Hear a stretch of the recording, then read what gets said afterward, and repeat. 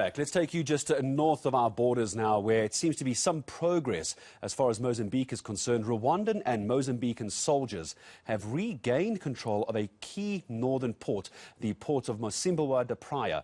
The province has been battling an Islamic insurgency since 2017.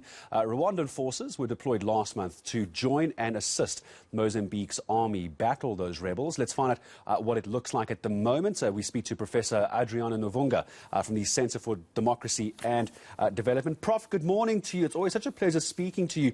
It's not just important for Mozambique and Rwanda to push these Islamist rebels out. It is a key natural gas port, I understand. It's essential to the country's economy, isn't it? Good morning. Indeed, the Mocimboa da Praia port, it is strategic for the gas development operations and linking south to north in terms of moving local content material that is necessary for the building of the Afungi LNG plants. Talk about this movement of forces into the area. Insurgents been there since 2017.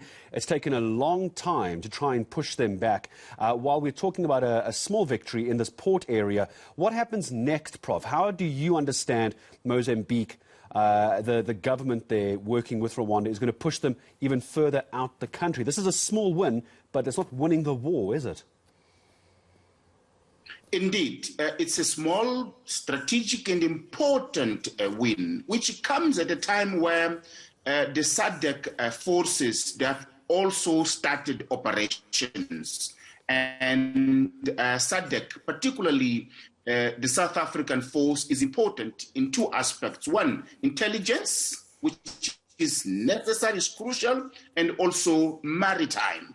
What we have seen in the case of the reoccupation of Mocimboa da Praia by the joint forces, Rwandese and Mozambican, is that there was no much fighting there. So it seems that violent extremists, they have ran away. So it's important that intelligence is put in place and also maritime control in terms of trying to find where these people have moved. This is one aspect. The second one is indeed the capacity building of Mozambique Defense Forces. The foreign troops, SADC, they're there for a short period. Rwandese, they're also there for a short period. So the question here is how Mozambique is going to equip, is going to improve the capacity and morale of its troop in order to secure what was recovered, the support of foreign troops. Professor, I'm so glad you mentioned the word morale, and you just addressed the question of SADC for me. So let me ask you this question then. On the topic of morale, for Mozambican soldiers and Rwandan soldiers to keep fighting, what is the morale, do you think, of the people of Mozambique? So many people lost their lives, they've lost loved ones, and also having to leave these areas where these Islamist militants are. What about the morale of the people? Are they believing in what the government is doing, do you think? There is a lot of suffering. People have been displaced. Their livelihoods have been destroyed.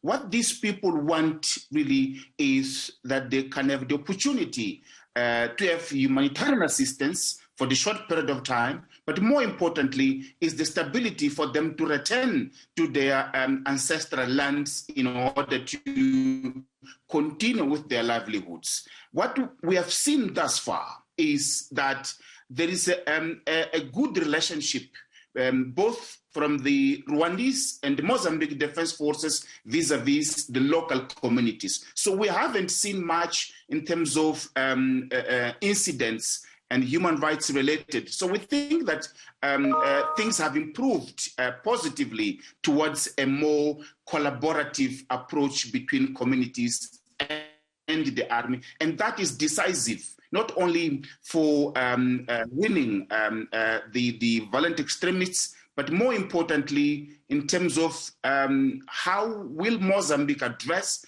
the root causes of what has led the situation to be where it is today.